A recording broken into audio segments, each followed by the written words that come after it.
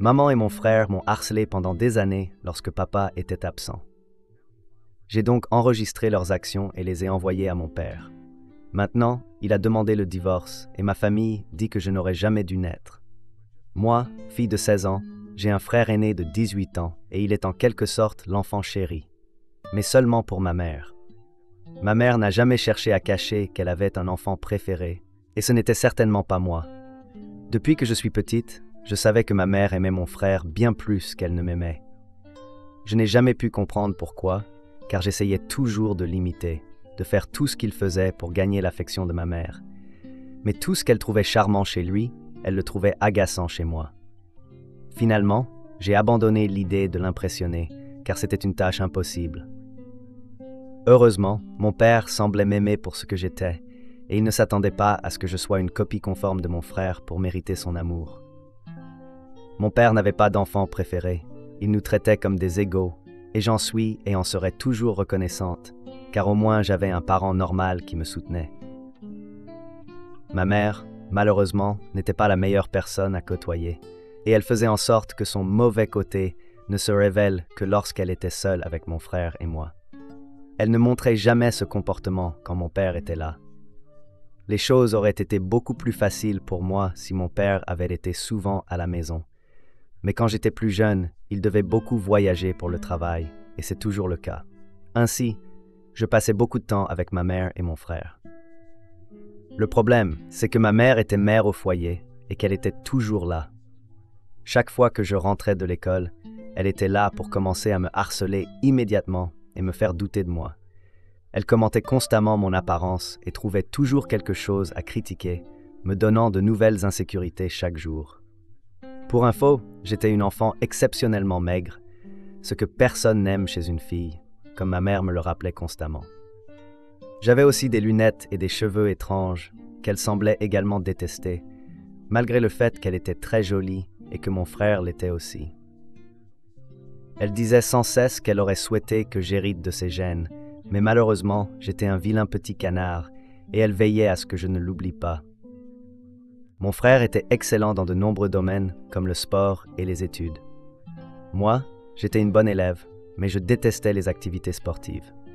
Ma mère me forçait toujours à y participer, pensant que cela améliorerait mon corps et me rendrait plus désirable.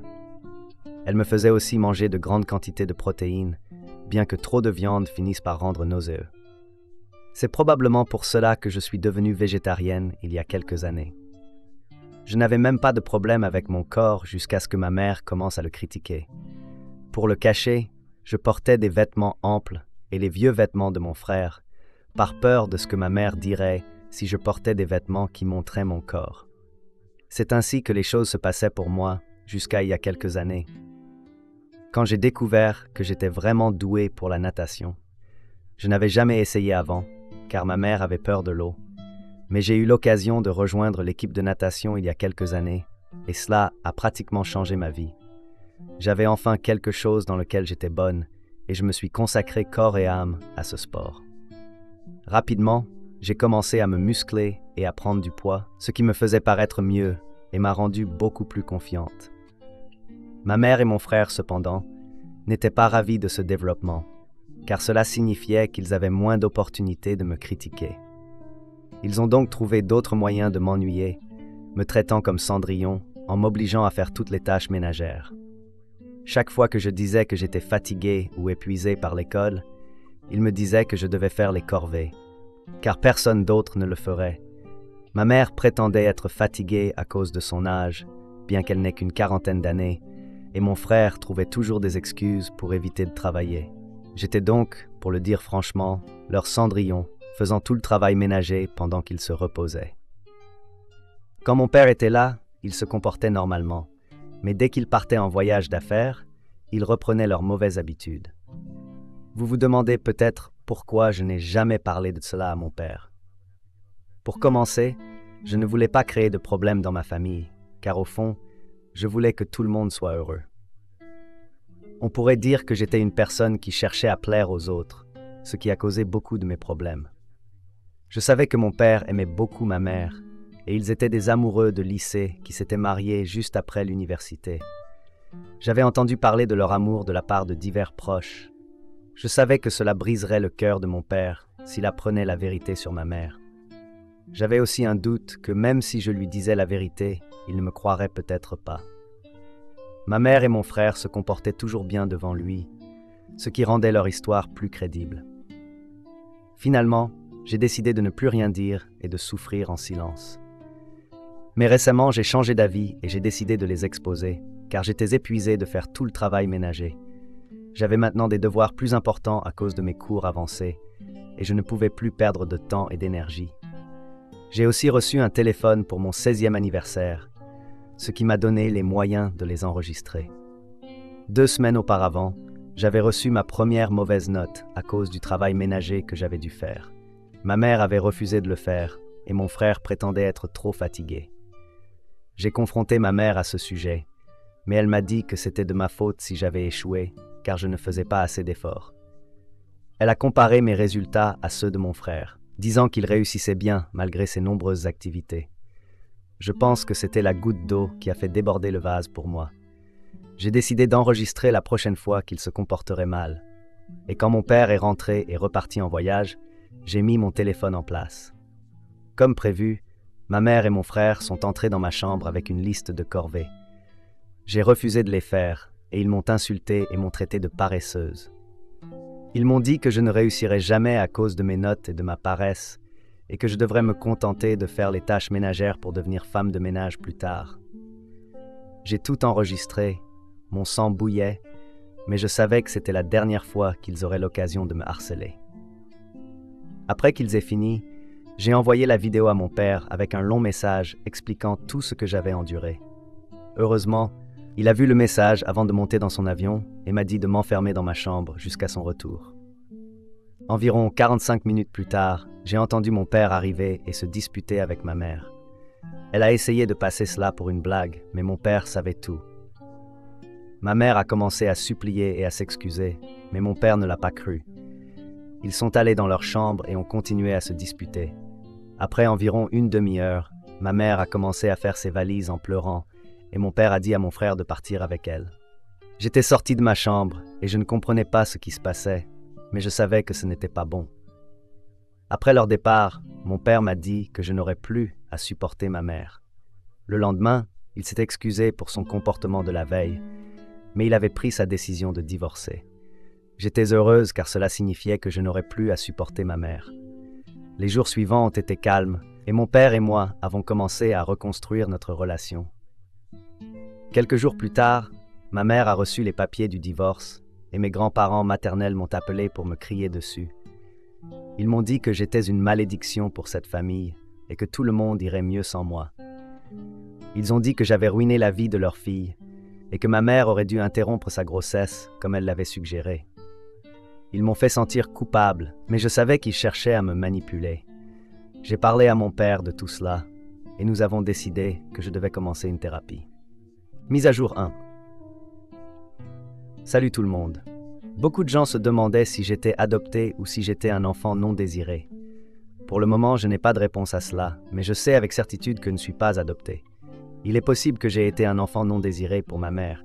C'était assez évident d'après son comportement. Je ne vais pas m'excuser auprès d'elle et je ne vais certainement pas revenir sur ce que j'ai fait. Je ne vais pas demander à mon père d'annuler le divorce ou quoi que ce soit. C'est beaucoup trop. Mes grands-parents et ma mère peuvent rester en colère. Après tout ce qu'ils m'ont fait subir pendant toutes ces années, ils ne peuvent s'attendre à rien de bon de ma part, ni à aucun pardon ou sympathie. Ils ne le méritent pas, et ils me l'ont prouvé à maintes reprises, surtout avec toutes les choses que mes grands-parents m'ont dites au téléphone l'autre jour. C'est un miracle que je me sois même senti coupable de quoi que ce soit. Mais je suppose que c'est juste ma tendance à vouloir plaire aux gens, et je travaille là-dessus pour que cela ne m'affecte plus et ne nuise pas à mes décisions futures. J'ai parlé à mon père de tout cela, et nous pensons qu'il est bon pour moi de commencer une thérapie, car je lui ai dit que la seule raison pour laquelle je ne lui ai rien dit pendant si longtemps, c'est parce que je ne voulais rendre personne malheureux, et je savais que si je lui disais la vérité sur ma mère, cela lui briserait le cœur. Il y avait aussi le fait que j'espérais que ma mère finirait par changer et me traiterait comme un être humain, mais cela n'est jamais arrivé. Il y avait aussi beaucoup de doutes en moi, car pour une raison quelconque, je croyais que peut-être mon père ne me croirait pas si je lui disais la vérité. Donc je devais d'abord obtenir des preuves de tout. J'ai beaucoup de problèmes à résoudre, donc nous envisageons la thérapie en ce moment. Et si tout se passe bien, je pourrais commencer dans quelques jours. Salut tout le monde, je suis de retour et j'ai enfin la réponse à la question de savoir pourquoi ma mère me détestait tant. Vous aviez raison, je n'étais pas adopté, mais j'étais définitivement une grossesse non désirée. J'ai finalement demandé à mon père ce qu'il avait dit en se disputant avec ma mère le jour où il l'a expulsé de la maison. Dans mon message original, j'ai mentionné qu'il y avait une partie où mon père avait dit qu'il connaissait la vraie raison pour laquelle ma mère me traitait si mal, mais je ne lui ai pas demandé ce jour-là, car cela avait été une journée très émotionnellement éprouvante pour nous tous et je ne voulais pas ajouter à ses ennuis. De plus, cela ne semblait pas être quelque chose qu'il voulait discuter non plus, donc j'ai laissé tomber. Mais aujourd'hui, il y a quelques heures, j'ai enfin abordé le sujet avec mon père et je lui ai demandé ce qu'il voulait dire par là, car après cela, ils étaient allés dans leur chambre et je n'avais pas pu entendre le reste de la dispute, donc je ne savais pas de quoi il s'agissait. Et aujourd'hui, il m'a finalement dit que j'avais en fait été une grossesse non désirée et que ma mère en avait terminé après un enfant. Elle voulait interrompre la grossesse quand elle a su pour moi, mais mon père était un peu contrarié à ce sujet, donc elle a décidé de garder le bébé juste pour mon père. Il ne lui avait pas dit de le faire, mais il était juste contrarié, c'est pourquoi elle l'a fait quand même. Et puis je suis né après beaucoup de complications et de problèmes, et cela a beaucoup affecté ma mère, ce qui explique en quelque sorte pourquoi elle m'a ressenti de la rancune après ma naissance. Mon père ne s'attendait jamais à ce qu'elle me traite de cette manière. Elle avait dit qu'elle ne s'était jamais sentie connectée à moi en tant que bébé, mais il a simplement supposé que c'était un des symptômes de la dépression postpartum. Il pensait que cela disparaîtrait avec le temps, mais cela n'a jamais été le cas. Nous avons tous les deux commencé à pleurer, car même si je le savais déjà un peu, je l'avais en quelque sorte deviné moi-même. Cela faisait toujours mal de l'entendre de sa part. Il m'a dit qu'il se sentait responsable de tout ce que j'avais vécu, et nous nous sommes serrés dans les bras et avons eu une conversation émotionnellement libératrice. Je me sens beaucoup mieux maintenant que la vérité est enfin révélée. Je ne dois rien à ma mère, et bien que je sois reconnaissante qu'elle m'ait amené dans ce monde, elle ne m'a pas vraiment bien traité après cela, donc je n'ai plus rien à lui être reconnaissante. Je ne lui en veux pas, et je laisse tout cela aller avec grâce. Mise à jour 3. Salut tout le monde, je suis en thérapie depuis environ 2 semaines maintenant, et j'ai 2 séances par semaine. Jusqu'à présent, ça se passe bien, et pendant ce temps, je pense que je vais seulement m'améliorer. J'ai une séance en solo et une séance avec mon père, afin que nous puissions également travailler sur notre relation et la reconstruire à partir de zéro, pour que nous puissions avoir un lien plus sain à l'avenir. Les procédures de divorce ont également commencé, et il y a quelques jours, ma mère et mon frère sont revenus pour récupérer le reste de leurs affaires, car ma mère allait s'installer définitivement chez ses parents, et mon frère aussi.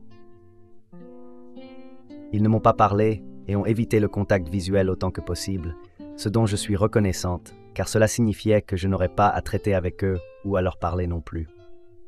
Ils peuvent me détester autant qu'ils le veulent, mais cela ne change pas le fait qu'ils sont ceux qui ont causé cette situation en me traitant avec cruauté toute leur vie. Maintenant, ils méritent ce qui leur arrive, et je refuse de me sentir désolé pour eux. Tout ce qui m'importe maintenant, c'est de reconstruire ma relation avec mon père, et d'être aussi heureuse que possible en vivant ma vie pleinement.